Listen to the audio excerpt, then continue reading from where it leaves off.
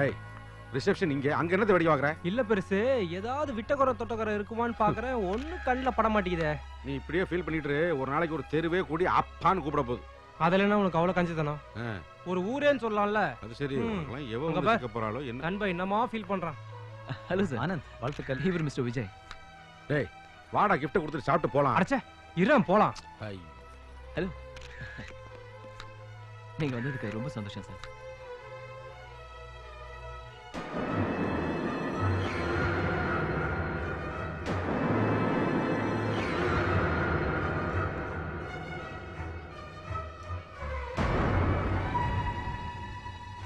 அன்னைக்கு உன் தேவைக்காக மட்டும் அப்படி நடந்துக்கல, எனக்கும் தேவைப்பட்டுச்சு.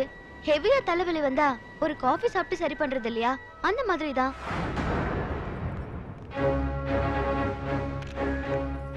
டேய் கமேஷ், என்ன பெருசு? அங்க பாரு.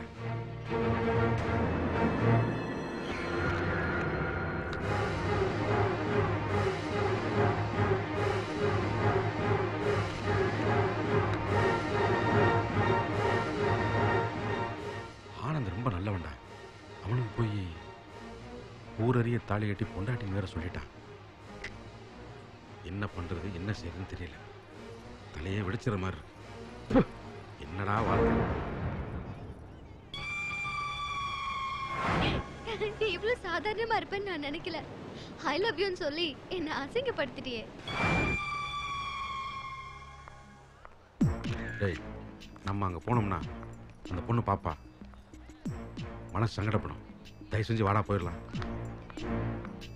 பெருசு, நான் அன்னைக்கே சொல்லல வாழ்க்கைன்றது ஒரு சக்கரை மாதிரி எங்கேயா சுத்தி வந்து நிப்பானு. இப்ப நின்னுட்டா பார், இங்க ஷூட் பண்றேன். டேய் காமேஷ், ஆனந்த் நண்பன்டா.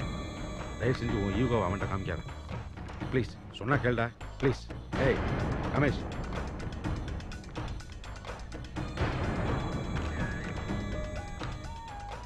சாரி ஆனந்த், என்னால் உனக்கு பொய்யா வாழ சொல்ல முடியாதா ப்ளீஸ்.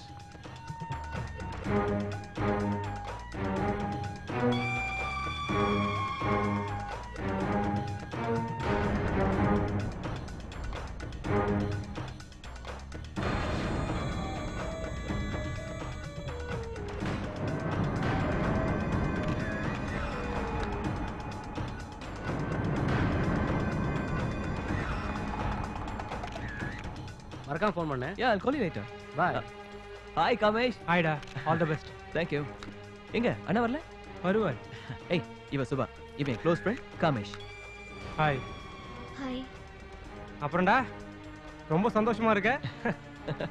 கெலட்ட பாடறா. கங்க்ராட்ஸ். ஹாய். சரி நான் வெயிட் பண்றேன். ஓகே, சாப்பிட்டு தான் போறோம். கண்டிப்பா. இவ என்னோட க்ளோஸ் ஃப்ரெண்ட். Hello sir. நானும் சுபாவும் பெஸ்ட் ஃப்ரெண்ட்ஸ். சுபா சொல்லு. Fashion designing show. Fashion designing show வரீங்களா?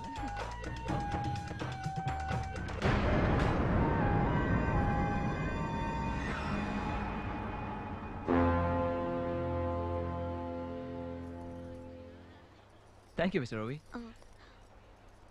ஆனந்த் ஒரு நிமிஷம். Okay. பட்டு புடவை கூட உனக்கு சூப்பரா தான் இருக்கு சுபா. இத பார், எனக்கு கல்யாணம் ஆயிடுச்சு. அவர் உன் ஃப்ரெண்டா இருப்பாரு நான் எதிர்பார்க்கல. அப்ப சொன்னதான், கல்யாணத்துக்கு அப்புறம் நான் என் புருஷனுக்கு மட்டும் தான் சின்சியரா இருப்பேன். சோ இந்த சிரிச்சு பாக்குறது முறைச்சு பாக்குறது இதெல்லாம் என்கிட்ட வச்சுக்காத. பிஃபோர் மேரேஜ் சிட்டில இந்த மாதிரி சில பொண்ணுங்க இருக்கிறதெல்லாம் ரொம்ப சகஜம். புரிஞ்சுக்கோ, நான் வரேன். நீ சொல்றதெல்லாம் சரிதான் சுபா.